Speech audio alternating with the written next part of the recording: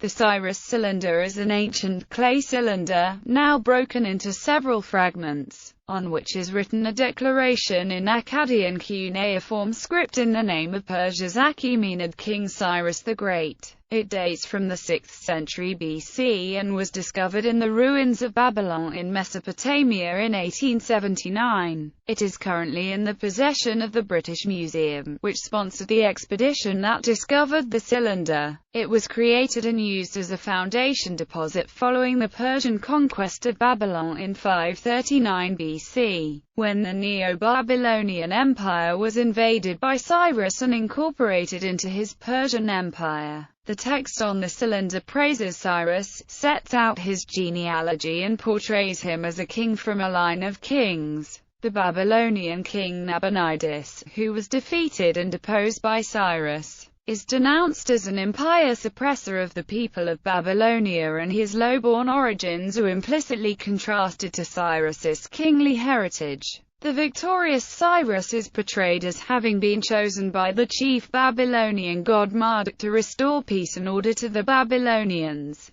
The text states that Cyrus was welcomed by the people of Babylon as their new ruler and entered the city in peace. It appeals to Marduk to protect and help Cyrus and his son Cambyses. It extols Cyrus as a benefactor of the citizens of Babylonia who improved their lives, repatriated displaced people, and restored temples and cult sanctuaries across Mesopotamia and elsewhere in the region. It concludes with a description of how Cyrus repaired the city wall of Babylon and found a similar inscription placed there by an earlier king. The cylinder's text has traditionally been seen by biblical scholars as corroborative evidence of Cyrus' policy of the repatriation of the Jewish people following their Babylonian captivity, as the text refers to the restoration of cult sanctuaries and repatriation of deported peoples. This interpretation has been disputed, as the text identifies only Mesopotamian sanctuaries, and makes no mention of Jews, Jerusalem, or Judea. The cylinder has also been called the oldest known charter or symbol of universal human rights,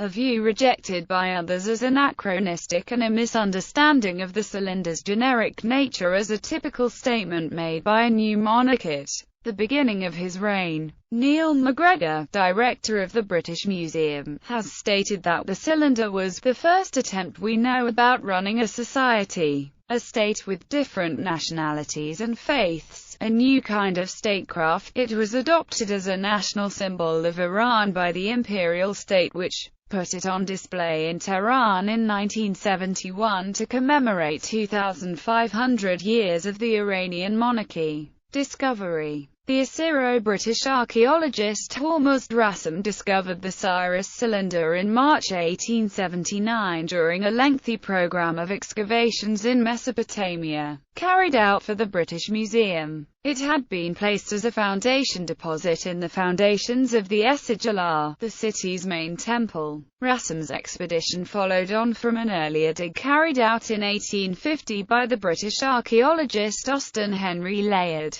who excavated 3 mounds in the same area but found little of importance. In 1877, Layard became Britain's ambassador to the Ottoman Empire, which ruled Mesopotamia at the time. He helped Rassam, who had been his assistant in the 1850 dig, to obtain a firman from the Ottoman Sultan Abdul-Hamid II to continue the earlier excavations. The firman was only valid for a year, but a second firman, with much more liberal terms, was issued in 1878. It was granted for 2 years with the promise of an extension to 1882 if required. The Sultan's decree authorized Rassam to pack and dispatch to England any antiquities he found, provided, however, there were no duplicates. A representative of the Sultan was instructed to be present at the dig to examine the objects as they were uncovered. With permission secured, Rassam initiated a large-scale excavation at Babylon and other sites on behalf of the trustees of the British Museum. He undertook the excavations in 4 distinct phases. In between each phase, he returned to England to bring back his finds and raise more funds for further work.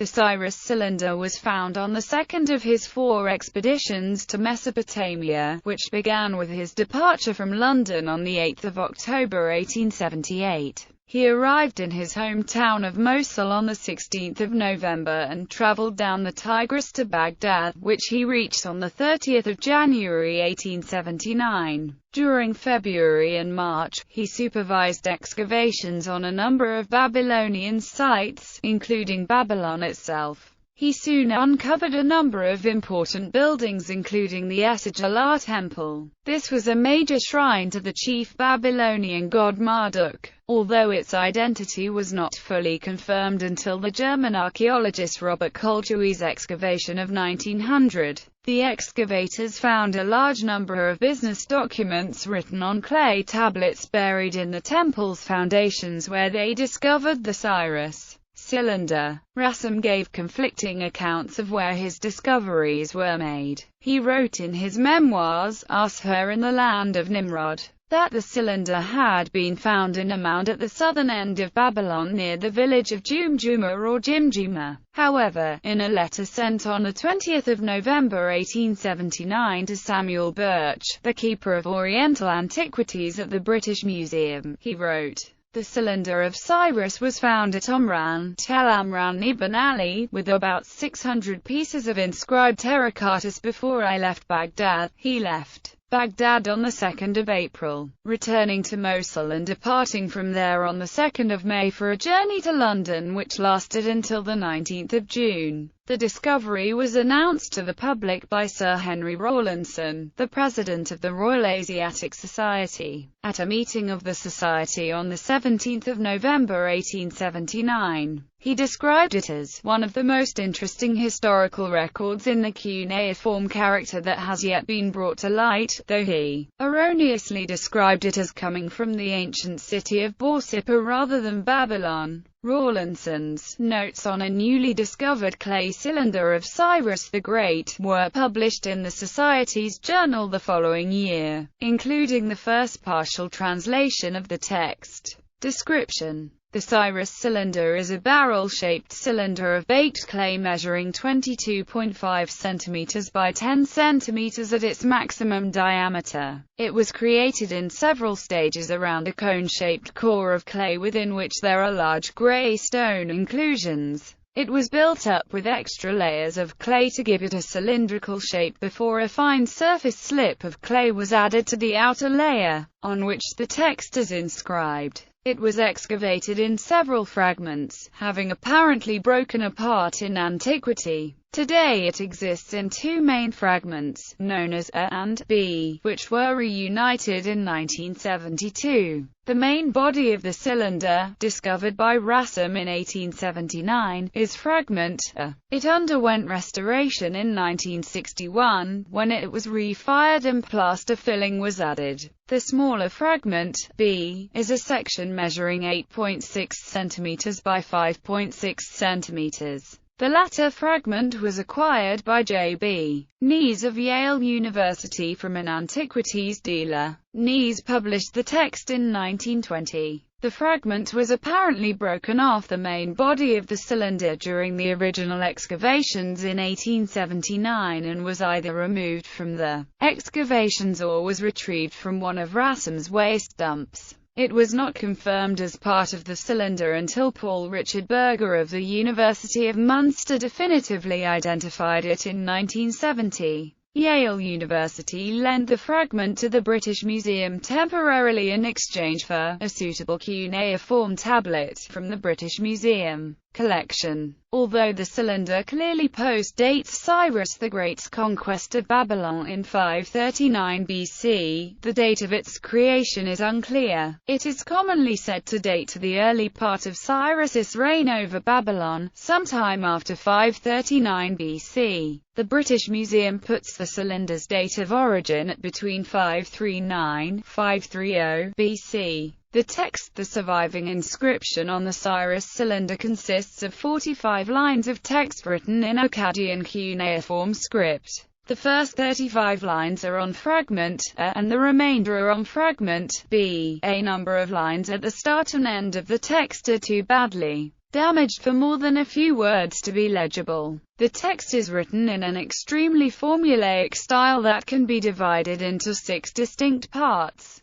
Lines 1 to 19. An introduction reviling Nabonidus, the previous king of Babylon, and associating Cyrus with the god Marduk. Lines 20 to 22. Detailing Cyrus's royal titles and genealogy, and his peaceful entry to Babylon. Lines 22 to 34. A commendation of Cyrus's policy of restoring Babylon. Lines 34-35. A prayer to Marduk on behalf of Cyrus and his son Cambyses. Lines 36-37. A declaration that Cyrus has enabled the people to live in peace and has increased the offerings made to the gods. Lines 38 to 45. Details of the building activities ordered by Cyrus in Babylon. The beginning of the text is partly broken. The surviving content reprimands the character of the deposed Babylonian king Nabonidus. It lists his alleged crimes, charging him with the desecration of the temples of the gods and the imposition of forced labor upon the populace. According to the proclamation, as a result of these offenses, the god Marduk abandoned Babylon and sought a more righteous king. Marduk called forth Cyrus to enter Babylon and become its new ruler. In Nabonidus's mind, reverential fear of Marduk, king of the gods, came to an end.